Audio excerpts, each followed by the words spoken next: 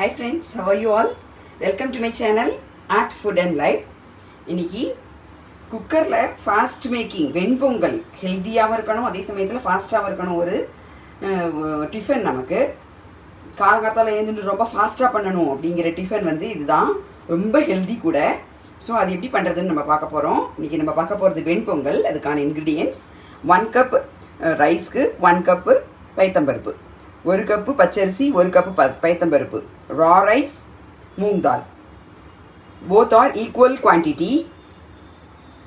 அசஃபடிட்டா பெருங்காயம் 1 டீஸ்பூன், மிளகையும் ஜீரகத்தையும் நல்லா இடித்து வச்சுருக்கேன். இதில் இடித்து வச்சுருக்கேன், கொஞ்சம் பொறன்னு இருக்கணும், ரொம்ப நைஸாக இருக்கக்கூடாது. இது 1 டீஸ்பூன்.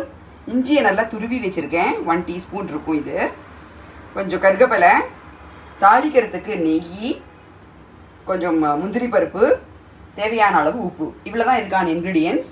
இப்போ இதை என்ன பண்ண போகிறோம், இந்த அரிசியையும் பருப்பையும் ஒன்றா கொட்டி நல்லா ஒரு 4-5 வாட்டி நல்லா களைஞ்சி எடுத்துக்கோங்க. चावल और मूंग दाल को अच्छे से धो के रख लेने का. ரைஸ் நல்லா வாஷ் பண்ணிட்டேன், ஒரு 4-5 தடவை நல்லா வாஷ் பண்ணிக்கோங்க.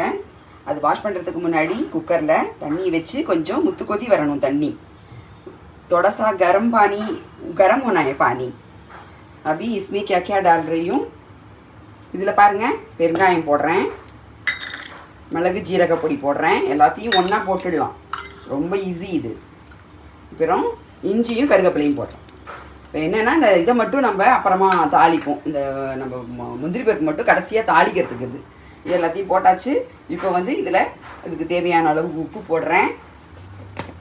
1 கப் ரைஸ், 1 கப் ரெண்டு சேர்த்து ஒரு 100-150 கிராம் இருக்கும், அதுக்கேற்ற அளவுக்கு உப்பு போடுறேன் நான்.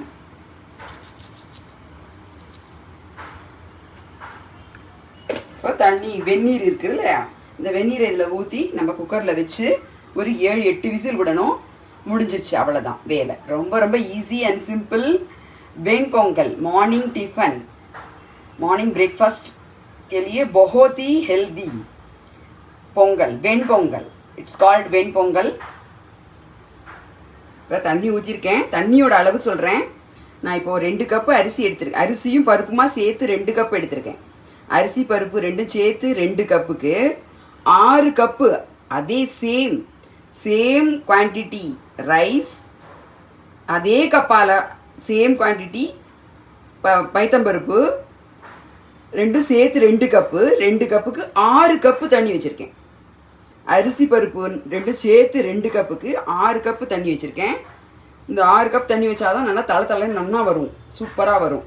सो 6 कप मैंने पानी डाला है. 2 कप चावल और मूंग दाल का 2 कप लिया है, दोनों मिलके 2 कप लिया है. उसके लिए मैंने 6 कप पानी डाला है. இப்போ இதை தூக்கி குக்கரில் வச்சு ஒரு 7-8 விசில் விடலாம் தாராளமாக. இப்போ குக்கர் ஆறத்துக்குள்ளே நான் என்ன பண்ணியிருக்கேன், நெய் எடுத்திருக்கேன். நெய் நல்லா 3 டேபிள் ஸ்பூன் எடுத்திருக்கேன். 3 டேபிள் ஸ்பூன் நெய் நல்லா விட்டு கொடுங்க குழந்தைங்களுக்கு, ரொம்ப நல்லது, ஹெல்தி. ஸோ 3 டேபிள் ஸ்பூன் நெய் எடுத்திருக்கேன். நெய் கொஞ்சம் காஞ்சதுக்கப்புறம் வேறு ஒன்றுமே கிடையாது, இதில் கருகப்பில்லை கொஞ்சோண்டு இதுலேயும் போட்டிருக்கேன், அதுலேயும் கருகப்பில்லை போட்டிருக்கேன். நான் குக்கரில் வச்சுருக்கிறதுலையும் கருகப்பில்லை போட்டிருக்கேன். ஸோ இது ஒரு 8 விசில் வரணும். அதுக்குள்ளே நான் இங்கே வந்து நெய் வைக்கிறேன். நெய் நல்லா சுட்டதுக்கப்புறம் அதில் நான் முந்திரி பருப்பை போட்டு வறுத்து வச்சுக்கிறேன். குக்கர் விசில் அடங்கினவுடனே சட்டுன்னு இதை போட்டு இறக்கிட வேண்டிதான், அப்படியே போட்டு சாப்பிட வேண்டிதான். ரொம்ப ரொம்ப ஈஸி. இதோடு சேர்த்து கத்திரிக்காய் கொஸ்து ரொம்ப நல்லாயிருக்கும், செம்ம டேஸ்டியாக இருக்கும். கத்திரிக்காய் கொஸ்து, வெங்காய கொஸ்து, இதெல்லாம் வந்து வெங்காயம் டொமேட்டோ கொஸ்து, இதெல்லாம் ரொம்ப நல்லாயிருக்கும் இதோட சாப்பிட்றதுக்கு.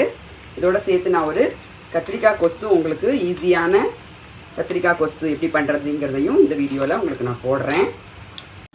இப்போ குக்கரில் இது ஆயிடுச்சு, வெண்பொங்கல் தயாராகிடுச்சு. ஜஸ்ட்டு இதை வந்து நெய்யில் நம்ம முந்திரி பருப்பை வறுத்து வச்சுருக்கோம், அதை கொட்டி இறக்க வேண்டியது தான், முடிஞ்சிச்சு. விசில் அடங்கிறதுக்குள்ளே நம்ம ரொம்ப ஈஸி அண்ட் சிம்பிளாக பண்ணுற இதுக்கு காம்பினேஷன் வந்து கொஸ்து, kathirikkai kosthu with venpongal is the best combination. இதுக்கு கத்திரிக்காய் கொஸ்து ரொம்ப ஈஸியான மெத்தடில் நான் உங்களுக்கு சொல்கிறேன். கொஸ்து வந்து நிறைய வெரைட்டிஸ் இருக்குது.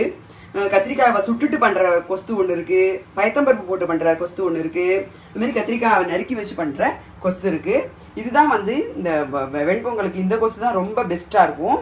அந்த பயத்தம்பருப்பு போடுறதுன்னா வெண்பொங்கல் ஆல்ரெடி பயத்தம்பருப்பு இருக்கிறதுனால நம்ம அந்த கொஸ்தெல்லாம் பண்ணக்கூடாது. இந்த சுட்டுட்டு கத்திரிக்காய் சுட்டுட்டு பண்ணுற கொஸ்துவும் இதுக்கு ரொம்ப நல்லாயிருக்கும். ஆனால் அது வந்து இட்லிக்கு தான் பெஸ்ட்டாக இருக்கும். ஸோ இந்த மாதிரி வெண்பொங்கலுக்கான பெஸ்ட் காம்பினேஷன் கொஸ்து, வெரைட்டிஸ் ஆஃப் கொஸ்து இருக்குது. ஸ்பெஷலி ஃபார் வெண்பொங்கல் இந்த கொஸ்து தான் ரொம்ப நல்லா இருக்கும்.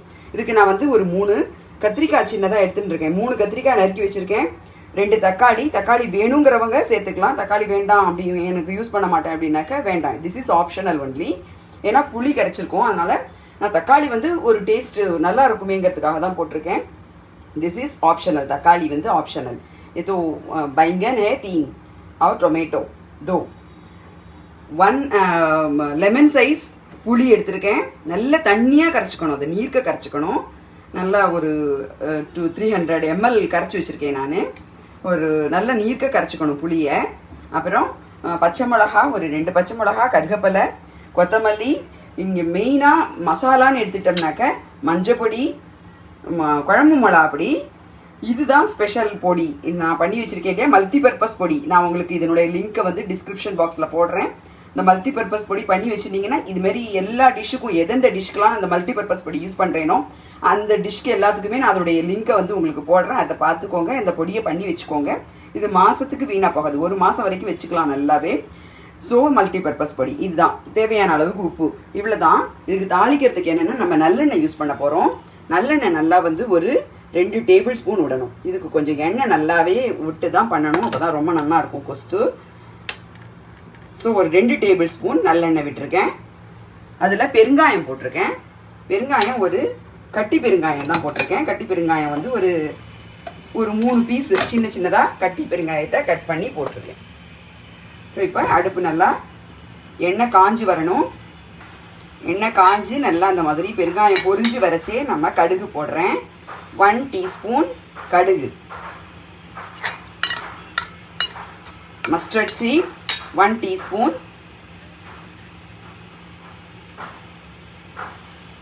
இதுக்கு ஒன்றும் இல்லை, உளுத்தம்பருப்பு மட்டும்தான் போட போகிறோம், வேறு எதுவும் கிடையாது. கடுகு, உளுத்தம்பருப்பு, பெருங்காயம். கடுகு வெடித்து உளுத்தம்பருப்பு செவந்துடுச்சு. இப்போது இதில் ஒரு 1 டீஸ்பூன் வெந்தய பொடி போடுறேன். இது ரொம்ப மணமாக வாசனையாக இருக்கும். வெந்தயத்தை நல்லா வறுத்துட்டு பொடி பண்ணி வச்சுக்கோங்க. இப்போது வந்து நல்லா உளுத்தம்பருப்பு நல்லா செவந்தெடுத்து கருக விடாமல் இப்போ வந்து கத்திரிக்காய் அதில் போடுறோம்.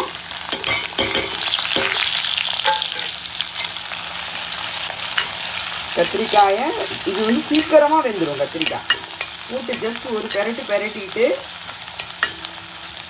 இதில் வந்து பச்சை மிளகாவையும் கருகப்பலையும் போடுறேன்.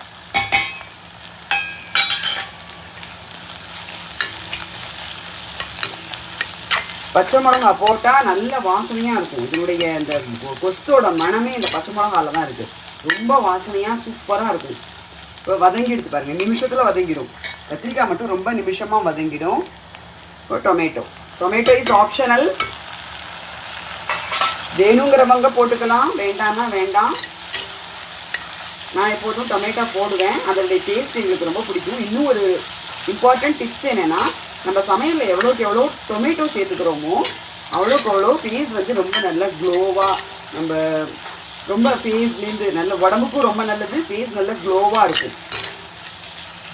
நம்ம முகத்துக்கு ஒரு அழகு கிடைக்கும். இந்த டொமேட்டோ வந்து ரொம்ப நல்லது, அதனால் நான் எல்லாத்துலேயுமே டொமேட்டோ சேர்ப்பேன். இப்போ இதில் நான் மஞ்சப்பொடி போடுறேன். 1 டீஸ்பூன் ஹல்தி பவுடர், 1 டீஸ்பூன் குழம்பு மிளகாப்பொடி, சாம்பார் பவுடர். நீங்கள் வேணும்னா சாம்பார் பவுடர் இல்லைன்னா ரெட் சில்லி பவுடர் கூட யூஸ் பண்ணிக்கலாம். சாம்பார் பவுடரில் என்னென்னா எல்லா மசாலாவும் இருக்கிறதுனால நமக்கு அதை நான் யூஸ் பண்ணிக்கிறேன். சாம்பார் பவுடர் இல்லை அப்படின்னா நம்ம ரெட் சில்லி பவுடர் கூட யூஸ் பண்ணிக்கலாம். Best is sambar powder. So இதை நல்லா வதக்கிட்டேன். இதுலேயே நல்லா வதங்கி எடுத்து இப்போது இந்த காய்க்கு தேவையான உப்பு போடுறேன்.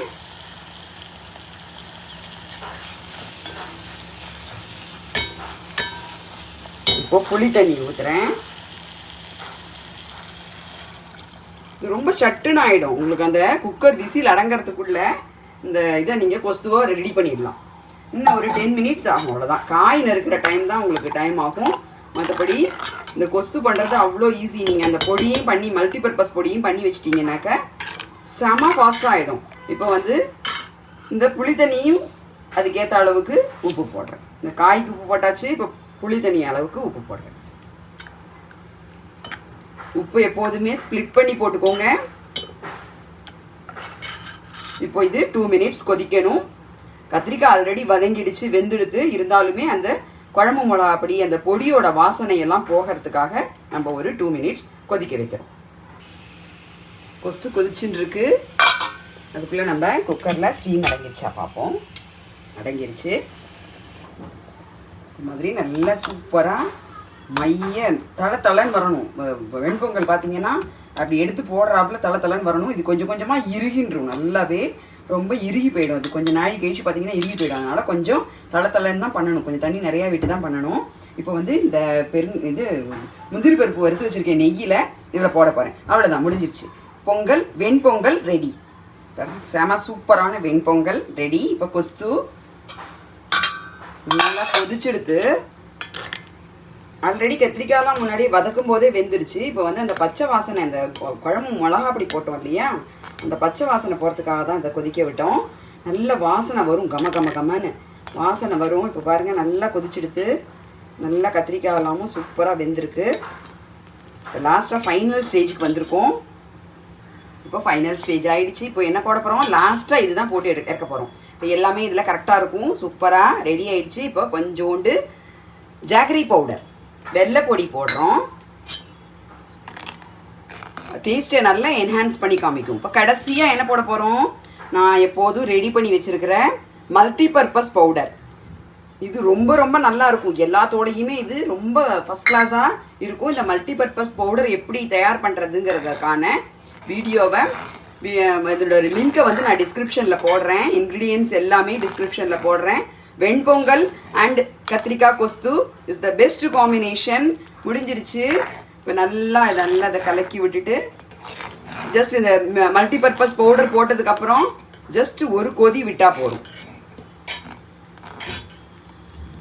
பாருங்க, செம்மையாக இருக்குது பாருங்கள். கமான்னு வாசனையாக சூப்பரான காம்பினேஷன். இதுமாரி ஒரு பெஸ்ட் காம்பினேஷனே கிடையாது. இப்போ இதில் வந்து நம்ம வேணுங்கிற அளவுக்கு மல்லித்தழையை போடுங்க. அது தலையில் கொத்தமல்லியை நல்லா போட்டு விடுங்க. சூப்பராக இருக்கும் வாசனையாக. அவ்வளோதான், நெஞ்சிருச்சு. பாருங்கள், பொங்கல் வித் கத்திரிக்காய் கொஸ்து ரெடி. கத்திரிக்காய் கொஸ்து இதோட பெஸ்ட் காம்பினேஷன். பொங்கல் இது மாதிரி ஃபாஸ்ட்டாக முடிஞ்சிடும். உங்களுக்கு மார்னிங் பிரேக்ஃபாஸ்ட்டுக்கு ரொம்ப நல்லது, healthy. Okay, please subscribe my channel. Please share with your friends. You can see all my traditional food items. Videos are there. So please subscribe my channel, Art, Food and Life. See you in the next video. By Padmavati Venugopalan. Bye bye.